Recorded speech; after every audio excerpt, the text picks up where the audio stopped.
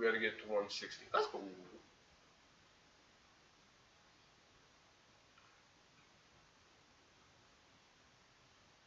We need to get one of those. Yeah. One of what? Wait, what do you mean? I was talking about a bunch of things there. The oven thermometer? Is that what you mean? I got this one too recently. Like, this one's pretty cool. You're 75 degrees, chat. Just checking it out again. Hey, Christmas Crow. Welcome back. I'm checking chat's temperature because, you know, we got to stay up on that. Now you're 71. Chat, come on. 75 to 71. We're losing degrees over here, chat. Thermometer, yeah. The laser thermometers are so good for candy, for oil. Every variation of oil has a different degree that it smokes at. So, like olive oil, for example, smokes at 410 degrees. Grapeseed oil, 550, I believe. Don't quote me on that. Avocado oil, 550 for sure. So, like literally every oil has a different use in that sense.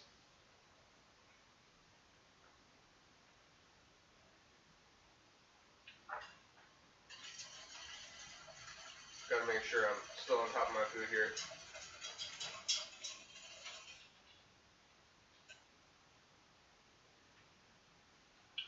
I tasted the honey so much that I'm not gonna add any more honey at this point. So yeah, it's just gonna be as thick as it's gonna be.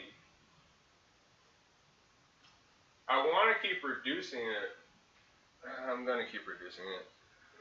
I just don't want it to get too salty, then I'd be disappointed.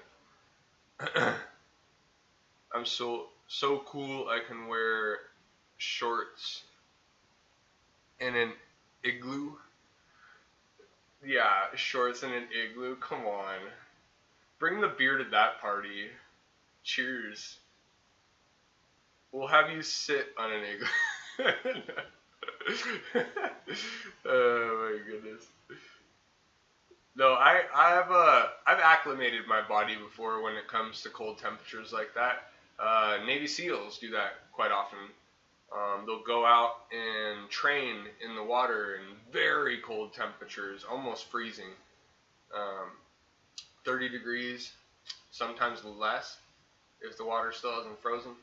And they'll drop in even frozen water sometimes just for acclimating and training your body.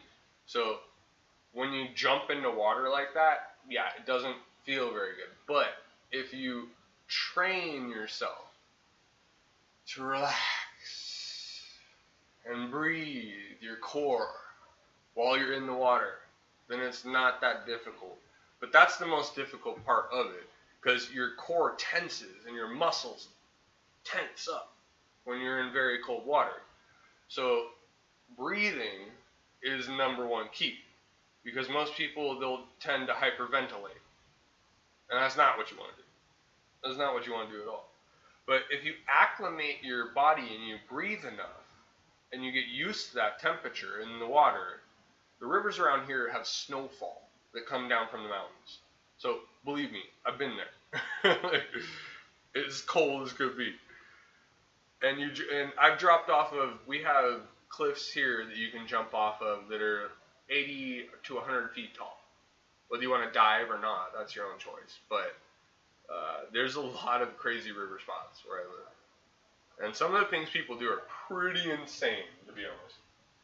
I've seen people do double gainers off of these things, double gainer 920 or 720s.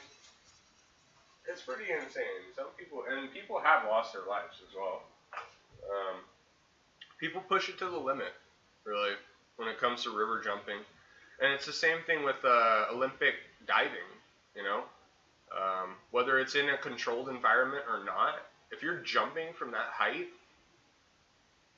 you're risking something. You land on your back at like 70 feet high off a jump, nothing good is going to come from that. You're going to be you're going to be hospitalized. I mean, even one time I had a jump I did, it was only It was only like 25 feet, I want to say. Um, but I was trying to do a double front flip 360 off of a rock, and I normally nail them. I'm pretty good at it, but I landed on my chest and I coughed up blood, and that's just off of 25 feet. So these Olympic swimmers, like when they go and train in an actual professional establishment and everything's still controlled, there's still those situations that happen where someone lands on their back or on their side or on their chest, and that's not good from that height. Water can hit like a brick if you're not careful. So it's really one of those sports that's questionable as to whether you should try it or not. I guess in that sense, you have to question your own integrity to be possibly harmed.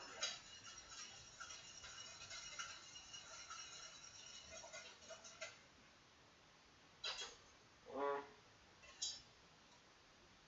Almost, I want to say maybe.